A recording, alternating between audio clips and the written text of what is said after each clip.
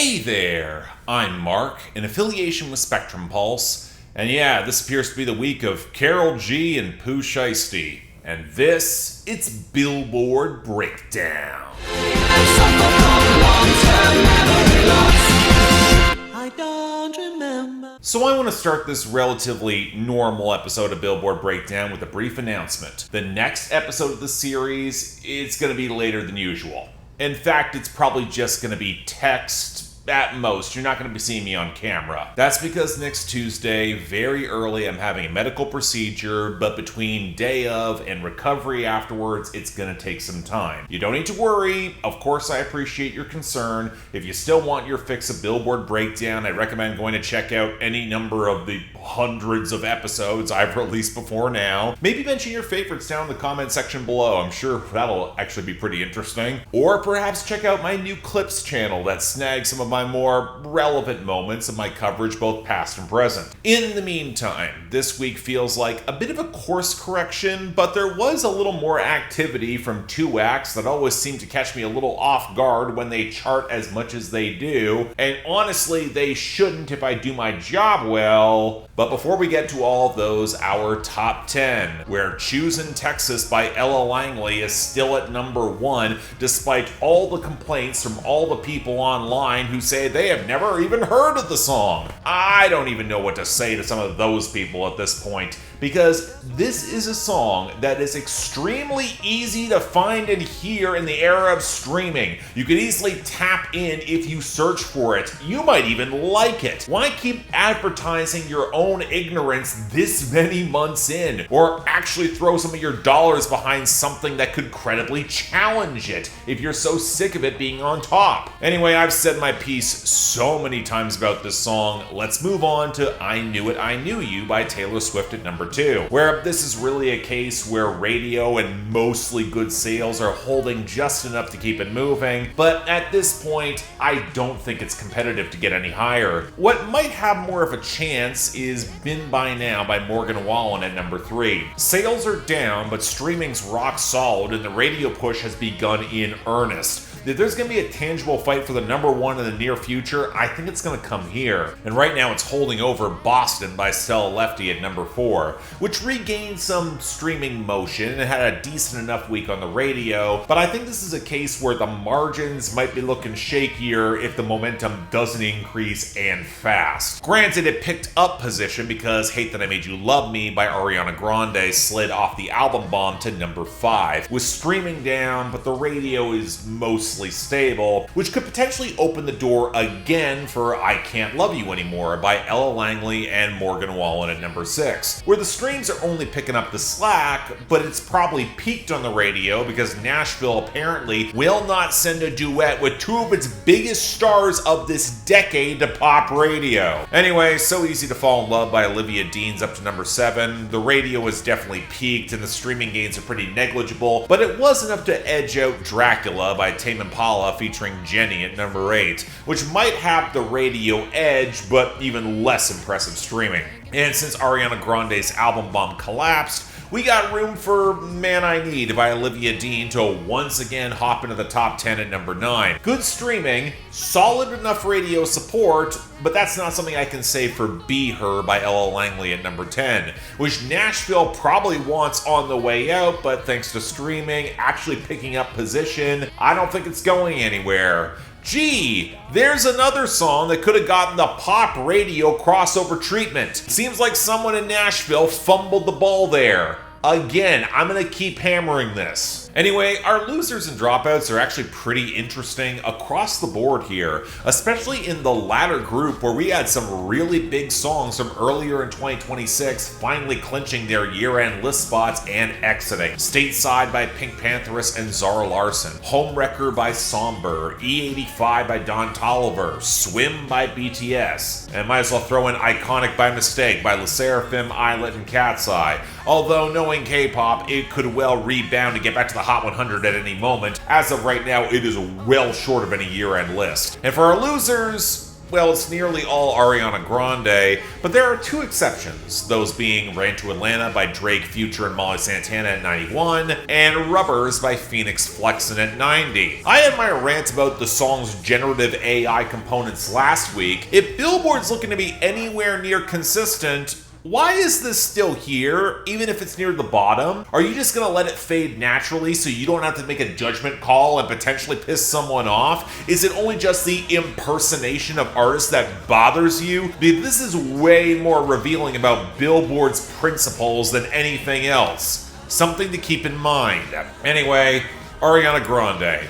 Pedal Fell Hard to 18, Like I Do at 51, Stay at 68, Oh Well at 69, Kiss Me at 74, Never Get Over Me at 76, Big Feelings at 82, Freak at 96, Bad Thing Bunny Hop at 98, and Nowhere Nobody at 100. I told all of you that the interlude was going to stick around. I'm quite frankly surprised this much of the album did. So what is filling in the gaps? Honestly, not a lot. It was actually quieter post-album bomb than you might expect, with the only return coming from a Cameron Marlowe song and No Need for Leavin' at 99. But the gains are kind of interesting, so let's start off with the most explainable ones. Oh Yeah by Steve Lacy surging off the debut last week to 20. He also had The Feeling rebound nicely to 75, and Loser by Tame Impala bounced up off the return to 22. It's tied to the new Spider-Man movie Brand New Day, which I actually saw last Saturday. It was pretty good, but left me thinking that it was very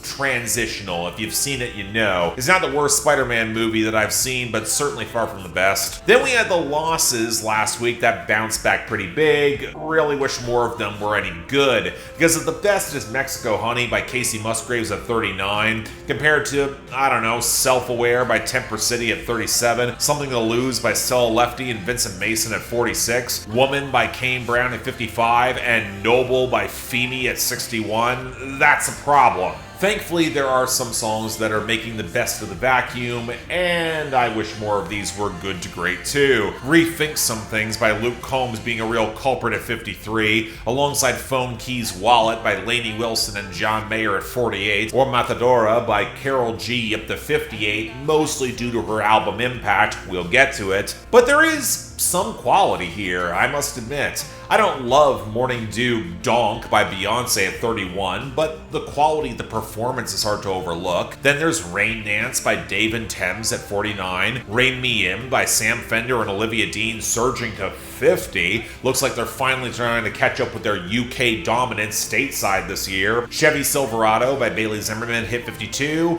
and My Body Isn't Ready by Somber got a nice little rebound to 65. Hope that album comes soon. I think he's probably going to need it, if only to keep his momentum going. Anyway, we got a surprisingly varied list of new arrivals, a lot more than I expected, especially when the Ariana Grande album bomb didn't quite go away. But we're going to start off with number 95, String By Mack Geiger. And I won't fall for it this time, so you best to go find someone else to string by.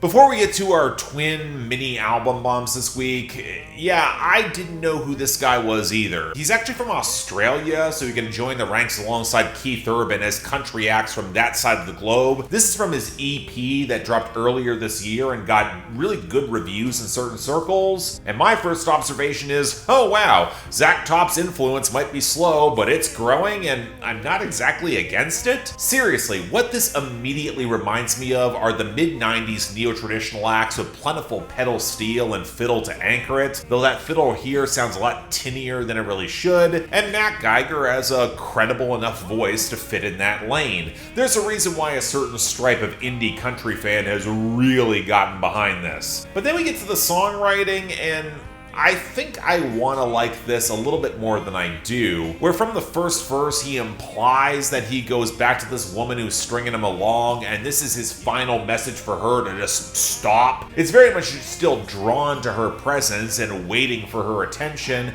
and that leaves that real trace of melancholy that he doesn't think he's easily escaping and it's his own fault. I'm not gonna lie and say I haven't been there, but he's got to move on. And yet, there is something that's not quite fully clicking. I'm struggling to pin down what it really is. Maybe it's the fiddle that, again, is a little too shrill. Maybe it's Geiger's voice that apes the 90s but doesn't quite have that warmth of an Alan Jackson or a George Strait. Maybe it's the feeling that we're missing something to truly flesh out this former relationship scene that could have stuck the landing, made it feel a little bit more distinct. I mean, it's good. I certainly don't mind hearing more about Mack Geiger, but I wanted to be impressed, and I'm not there yet. All I'm saying. Number 88, Federal Reality by Pooh Shiesty. Rich and Millie, both on dipped in rose gold. Got kicked out the FCI, crashed with the GD Glizzy Froze. Stood over with that brother, somehow that bitch survived though. Okay, I'll say it. I'm legit shocked that there's still this much demand for Pooh Shiesty. So much so that after he put out his big First Day Out song and then tried to hustle Gucci Mane so badly that he wound back up in jail, that folks would have just rolled their eyes and moved on at the situation. Turns out I was very wrong, as there's 4 new Pooh Shiesty songs debuting this week. In this case, with a single verse rapping about his prison experience, which feels very much in the same spirit of First Day Out. A song that I really have not revisited in the months since it came out. This is considerably shorter and reportedly was supposed to be about his prison experience, as I said. I mean, he mentions spending a lot of time in solitary confinement and house arrest and how that's impacted his psyche. That could make for a more visceral or compelling song, but again, this isn't really it. Pooh Shiesty sounds a lot more lethargic and ragged. The hazy guitars behind the stock trap beat really gives the song no momentum. It sounds a little dated. The rhymes are forced, if not outright bad, and the more I listen to his bars, the less this appears to be a glimpse behind bars and more a string of uncoordinated flexing, brand names, overly detailed threats, and revenge, including shots at Lil Durk's crew, who is also currently behind bars, and them being dissatisfied with his new girl because her currently existing partner is apparently a snitch. What I find frustrating is that you're supposed to ignore the lack of a hook or quotable bars because it's so real, man, in these streets. I don't know, in 2026, not only does this feel kind of dated, but sloppy. It's not terrible, but I'm not going back to it. Next. Number 83, I'm Back by Pooh Shiesty. Top of your bitch, I'm back calling shots again. I'm back charging a bitch. I'm back slaughtering shit. I'm back on bullshit. I'm back shooting up some shit. And off the quality of those fake horns and woodwinds, I'm not sure I'm going back to this either. At least there seemed to be something passing for a hook here. Even at the mix quality, these vocals is really rough. I know the excuse of slapdash mixing gets thrown around a lot for acts like this in order to make it seem more real, but the blending between the instrumental that doesn't sound organic and the rougher lo-fi vocal pickup comes across as really cheap, and it doesn't help that hook really pop off the way it should. And that's where you get to the actual bars, and okay, I really wish I could take Pooh Shiesty more seriously. I'm trying, because he certainly tries to sell some of that street-level detail as feeling more visceral, the guns jamming when you're planning to shoot up the blocks, though then you actually have to bail on the mission in the night, even going after the barber of his ops. But there's 2 major problems. The first being that Pooh Shiesty is just not a good rapper. His flows feel rudimentary here. He sounds clumsy. The rhymes aren't good. It doesn't even feel that vivid or visceral. And the second is that if you do try to listen deeper, he's not the sort of gangster that you would really want to idolize. He's sloppy in his targets. He's more obsessed with the brand names and the flexing. And even as he describes his enemies that might be closing in, he doesn't seem to move all that smartly when blood and brutality become his more primary answer. Now, sure, you can say it's for entertainment purposes only, probably for legal reasons, but everything we've heard suggests that this will not end well, especially when I don't think the song is good. Let's move on. Number 73, BbY WOW by Karol G, Judeline, and Rusowsky.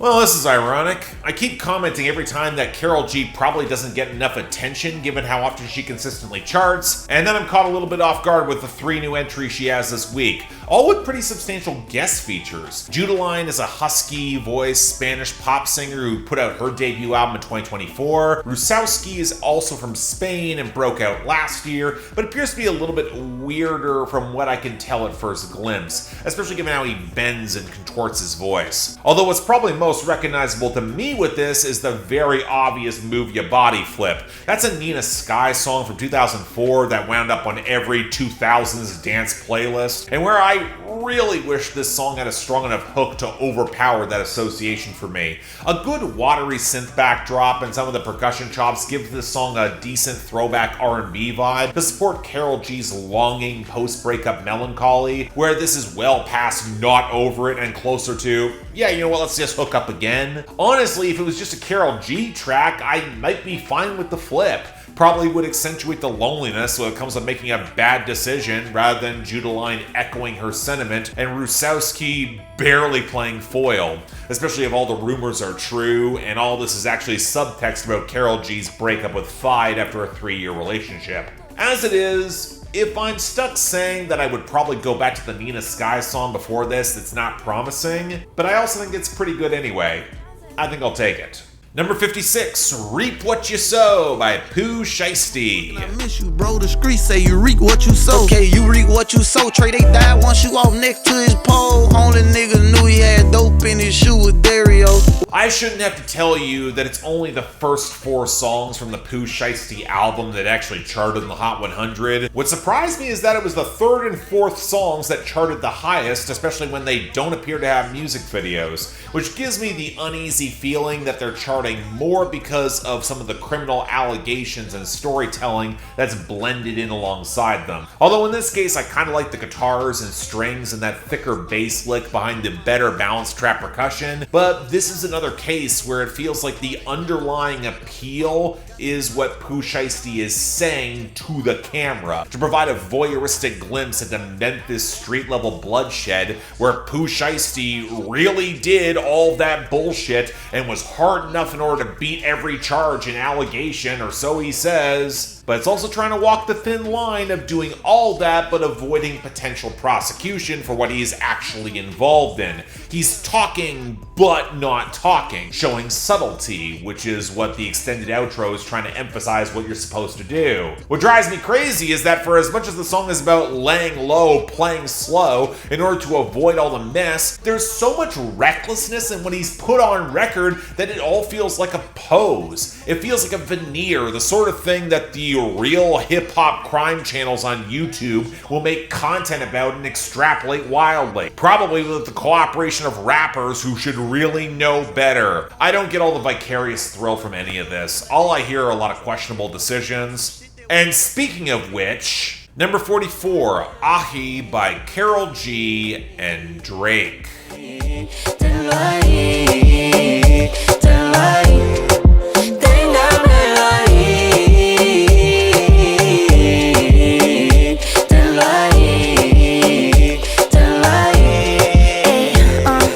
This feels like a mistake. Don't get me wrong, I'm not surprised that it charted because Drake still has that cachet, and he has worked with some Latin artists before, but in 2026, after his 3 albums this year, the last thing I want to hear is Drake crooning in Spanish about Karol G. Get a job, stay away from her. Now, once I get past that initial response, the sandy clatter of the reggaeton percussion, cushioned with some reverb, actually builds to a decent enough chorus, even if I'm no fan of elongating syllables to stretch together the hook.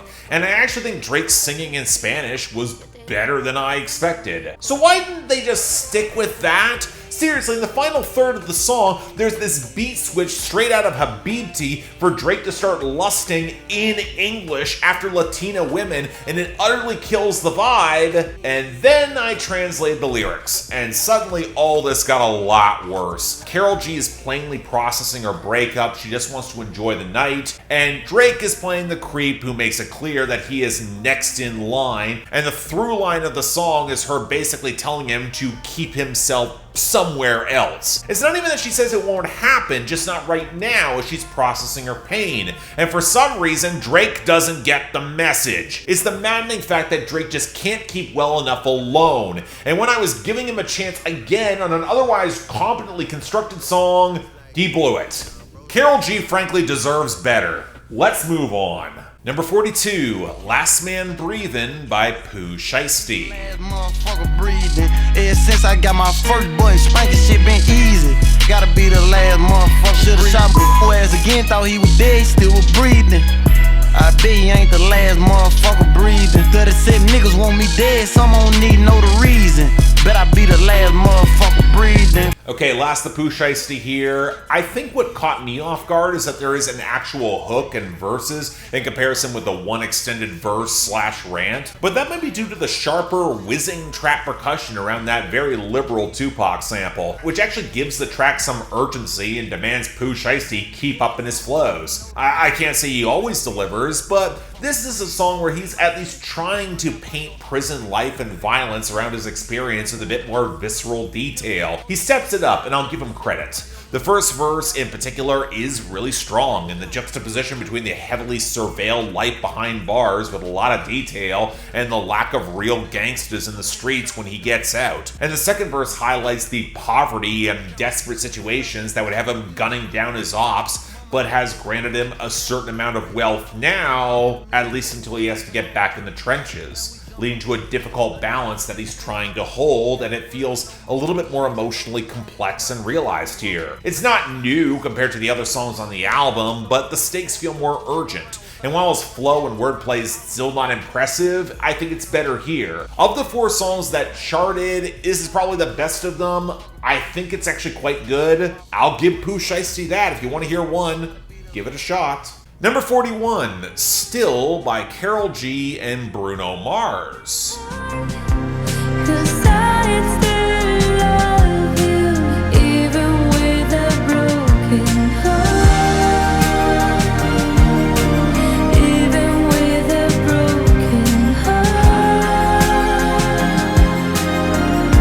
Now, this was the collab that made a lot of sense for me. Bruno Mars was dabbling more in Latin music off the romantic. Karol G hits that through line of being tasteful, but also with a slightly spicier edge. And I was a little bit surprised that it was all in English, but if she's trying for the crossover and Demille is on the production for a vintage ballad, it could all work. So it's a bit strange. The first thought I had was, man, this nocturnal, gauzy synth tone and some of the louder drums sound like something Joji would have maybe used.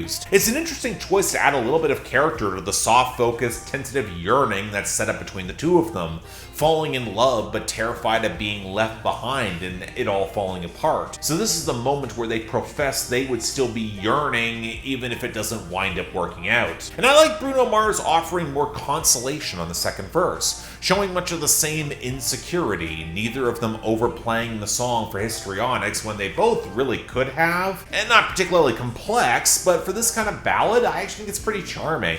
It's good craft executed well. If it makes a radio run this year and winds up a hit this fall, I wouldn't be surprised, and I wouldn't mind. Really nice song. Number 38, This and That by Stray Kids. You could take a coupe or a truck, I got this and that, this and that. Cappuccino in Americano. I'll take this and that, this and that. I'ma rip a show and then hit the studio. I'll do this and that, this and that. I've covered Stray Kids a number of times on Billboard Breakdown as their debuts keep getting higher, and it's not a good sign that my opinion of them keeps getting worse. Bad flexing, worse production, a total headache. So yeah, let's keep those expectations rock bottom for the title track of this new mini album that they released, and that proved to be the correct decision because Jesus Christ, for some reason, Stray Kids feel like they should double down on this colicky, metallic overmixing of a really bad strip club groove that Bangladesh would have thrown in the dumpster a decade ago, with a snotty non-energy that seems, well, completely above trying. From that ugly, gurgling, atonal splatter of synth, The bending of it between verses and chorus sounds woeful to the compressed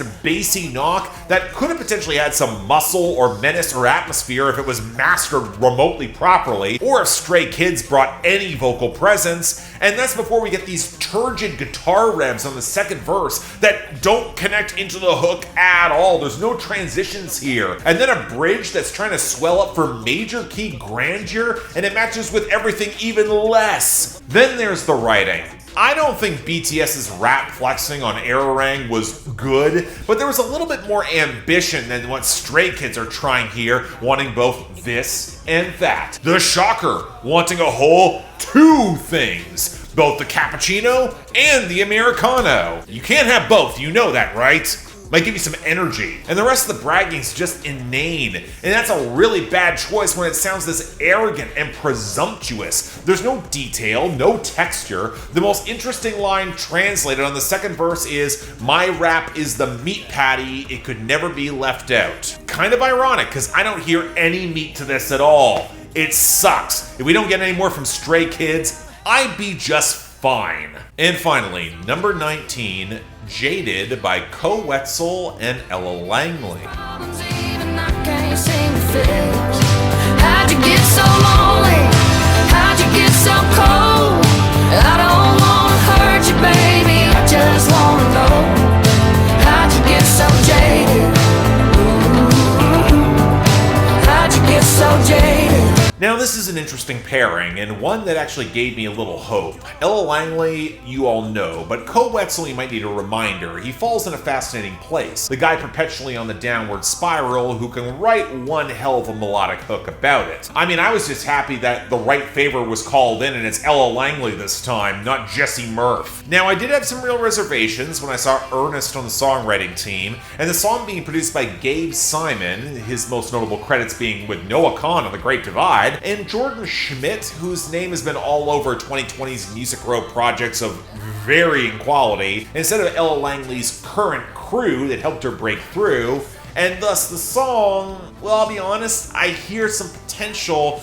It's just not landing as well as it should. My biggest issue really comes with the vocal mix. You got this slick, rollicking guitar that's got a real driving tune and a really balanced groove, where Ella Langley's production would have only rendered that country disco touch more smoky, accentuate the interplay and chemistry, yet the compression around their vocals, be it the main line to the punch-ins, it sounds so tinny and metallic and flat. On the right headphones, it's distractingly bad, especially on that hook. It doesn't help matters that the writing isn't great. Both artists have mind being a little world-weary and damaged before, but Koe Wetzel talking about how hot it is, that he's like her like that, and that he wants to kick the ass of who heard her before, feels a little cheap, I gotta be honest. Especially when Ella Langley herself doesn't have more of a unique verse to tell more of her own story, whether she's drawn to him in the same way. I think what could give the song is a little bit more edge if they both recognize in their current state any hookup is a bad idea, yet they might have gone for it anyways. Own some of that smoked out night for the wrong reasons. But as it is, it feels a little unbalanced and a little projecting coming from Koe Wetzel, with Ella Langley just going along for the ride and it only being redeemed by some good vocal chemistry. So yeah, I'm not gonna call it bad, just nowhere near as good as it should be. More squandered potential than anything else. Sadly, that might be an underlying signifier of both careers in their own unique ways. Hate to say it, and hope it turns around soon. But that's our week. Oof, not great here. I think the best is probably going to Still by Karol G and Bruno Mars as the most competently assembled song here. And with actually, you know what? Pooh Shiesty getting the honorable mention for Last Man Breathing for at least executing on what it could be pretty well, and especially in comparison with the other debuts from him. The worst, yeah, it was gonna be contentious before Stray Kids ran away with the bottom spot for This and That, which means dishonorable mention, yeah, also going to Pooh Shiesty for I'm Back, mostly on the bad production, just doesn't land. Next week, well, the fallout from all this might mean we have a healthy crop of new arrivals. Stay tuned for that, even though, again, I'm sticking to text next week, so keep your eyes out for what I post. But until then, I'm Mark, you're watching Billboard Breakdown, affiliated with Spectrum Pulse, and I'll see you next week.